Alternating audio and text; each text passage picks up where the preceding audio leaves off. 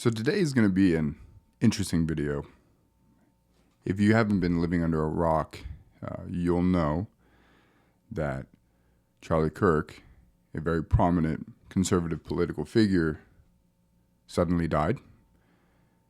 And now I'm not going to go into the details. I'm not going to go into any conspiracy theories or anything like that, right? But a sudden death has shocked a lot of people. Even me personally, even though I never knew him, I watch some of his content. I don't necessarily talk too much about politics on here. There are some underpinnings of my spiritual nature. I am Catholic. And I like to make sure that I just give you guys the information as it is and give you guys the deeper information, right?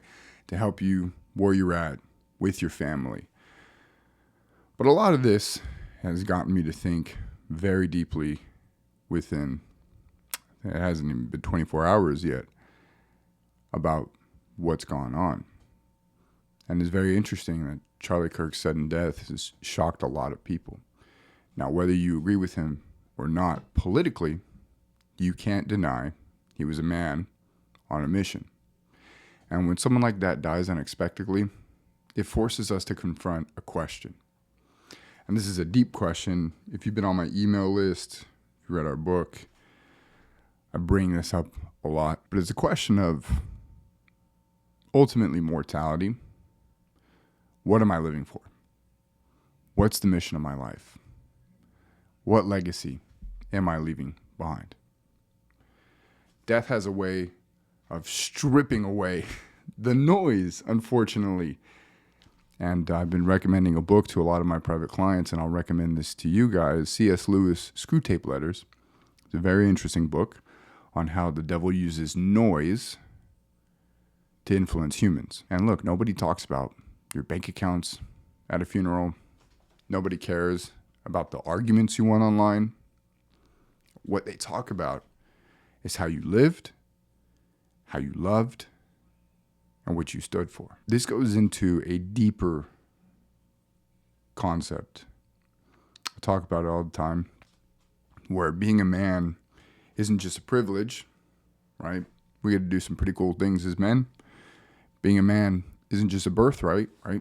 Born this way, it's awesome. But being a man is a way of life. And one of those ways of life is the legacy that you build. It's a legacy that you create. For us men, especially husbands and fathers, that responsibility is doubled. And it is hard. Because the way we show up doesn't just shape our lives, it shapes our wives' lives, our kids, and the society that we're leaving behind. Now, especially, I'm a father. It's very profound the way that this is hitting everybody. It makes you deeply reflect. Because we're not just here for a lot of pleasure seeking. I think that's a lot of noise that gets clouded on the true mission and the true power of being a man. What you fight for, what you stand up for. It's not easy. It gets very difficult. It gets very trying. But the best things in life are never easy. There's genuinely a deep psychological satisfaction of working hard for things and then getting that dopamine fix and that high afterwards. Every man has felt it within their soul, at least one moment in time, where you just felt the excitement radiating from you. But in very recent times, men have been weakened. Not that we are weak, we're not. We have been weakened. And a lot of people have been pushed off to more pleasure seeking, more just satisfaction. However I want, whatever I dictate, whatever makes me happy and feels good. But especially in context of this channel, a lot of the things that we do, a lot of the beliefs that we have within ourselves, they leak to the people around us. That's why here over at The Heroic Husband, it's not just about saving your marriage, of course, but it's about the legacy that you leave behind. that was actually pretty torn up yesterday. Still rifled through, still had to, service our clients, and we still had to make sure that we help everybody in a time of need and in a time of crisis. But it really had me reflect deeply on our bigger mission. And that comes to the crisis that we're seeing. A degradation of relationships, a degradation of the family unit. I've said this before, I forget where I got it from. So if anybody knows, comment below. I don't know if there is an origin source for this, but governments are made up of societies. Societies are made up of communities. Communities are made up of families. Families are made up of husband and wife. And husband and wife, at the bottom of it, holding it all together, is the man. And a society is as strong as its relationships that it has. That means not just obviously your romantic relationship, but it means your friendship, your neighborly relationships. That's why our bigger mission over here at The Heroic Husband isn't about just saving marriages. It's about men reclaiming their masculinity and then also building strong relationships. Because great societies are measured by the strong relationships that their people have. If you look around right now, we're living in a time where men are distracted, numb, and chasing the wrong things.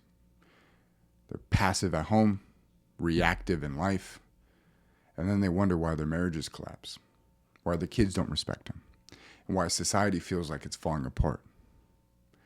The truth is, stronger marriages make a stronger society. Stronger relationships make a stronger society. And stronger marriages are built on men who live heroically. Men who choose a mission over mediocrity, leadership over passivity, presence over distraction. Now, I'm not going to belabor the point because this is a pretty deep and sad topic. And I don't care what your political opinion is. We welcome everybody, right? That's one of the core testaments, is being able to be fluid in your beliefs and taking on new information and growing yourself into a true Renaissance man that I personally very much uphold and teach clients. So this is a time of mourning. And as a father, my heart goes out to his family. Prayers to them. I'm Catholic, so this morning I looked it up, practicing. I'm still growing in my faith over there. And I don't really like to talk about that too much here because I want to make sure to help as many people as possible. And I know some of you guys aren't religious. Some of you are. Some of my clients are religious. Some of them aren't. I'll talk about deeper psychological woo-woo and stuff. But, I helped my wife a little tighter last night. I looked at my son a little different because life is so precious. And I think that we get too complacent way too often. You don't need to be a political figure, a CEO, a celebrity to live heroically. You need to start with your home to be the man that your wife can trust, be the father that your kids admire, be the leader of your community as they need you to be. And when you live that way, you don't just change your marriage, you change generations.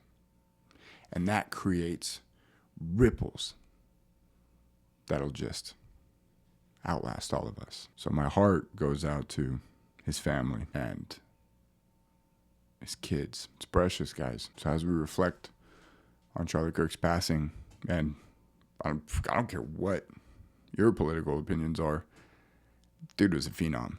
Like, it's very inspiring. Whether you want to do that on the left or you want to do that on the right, what I want you to do is ask yourself, though, in this time of reflection, I want you to ask this, genuinely, take a second to think about this. I'm probably going to enjoy a cigar and have some deep thought, but ask yourself, if my life ended tomorrow, would people closest to me say I lived heroically? Would they say I led with courage, with integrity, with purpose? Genuinely, I'm filled with a lot of sadness. It was like a weird energy that everybody's feeling. It's very interesting. Like very interesting to kind of like look at. But most importantly, I think this is a wake-up call. This is your wake-up call. This is my wake-up call. Stop wasting your life on things that don't matter. Temporary pleasures. Impermanent things. As men, we need to step into your mission as a husband, as a man, as a leader.